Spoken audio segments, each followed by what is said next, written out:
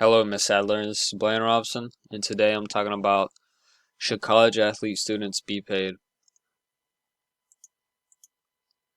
The three reasons why they should be paid.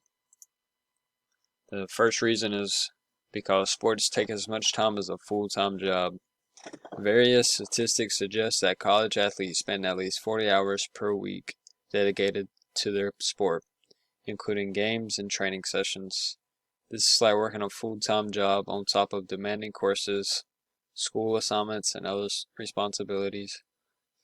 There's no way for a college athlete or NCAA football athlete to have a part-time job because of the amount of time they put into practicing and competing for each game. Even in the off season, they're still lifting weights, running numerous sprints, and working tirelessly on skills that will be essential during games. And down here, I have the average hours spent per week in season. Yeah, it's from 2010. It's a little old, but it's still factual. The next reason I believe they should be paid is because athletes take time away from studying to play football. Football practice and football games take time away from studying and focus on schoolwork. Also, a college coach believes the athletes must make their sport their top priority, which leads to fewer hours to studying than a non-athlete. Because non-athlete, they're in their room, they're studying all the time. They're not they don't have to they don't have so much stress on them and all that. This impacts their academic performance with long-term effects in his future professional career.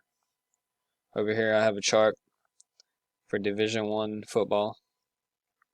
From 5 to 6, they wake up and eat breakfast. 6 to 8, they go lift weights and sprint and all that. 8 to 8:30, team meeting to review practice schedule. 8:30 to 9, shower and go to class. 9 to 2, classes and lunch. 2 to 2:30, they watch a game film. 2:30 to 3:15, get taped before practice. 3:30 to 6, practice with the team. 6 to 7, shower and training. 7 to 7:30, eat dinner. Sometimes it's provided by the training center. 7:30 to 9:30, academic support center. 9:30 to 12, finish the homework and go to sleep. So as you can see, they're under a bunch of stress every day.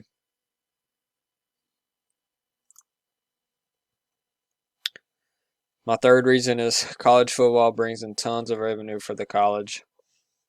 College sports, particularly football, are a big deal and a big business.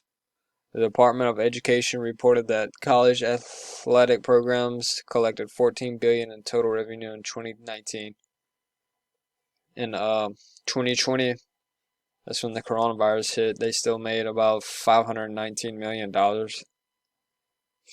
while coronavirus was in 2019. They got $14 billion. And the average pay a coach get is $2.7 million. I believe that's a little too much.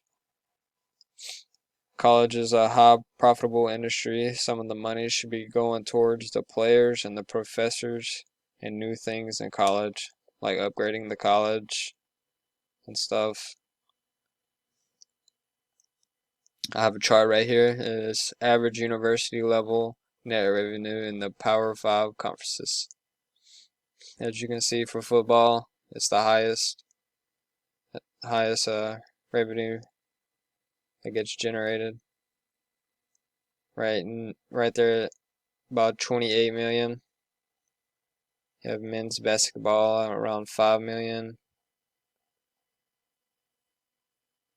It's a little old, but it's pretty factual. Thank you for watching this.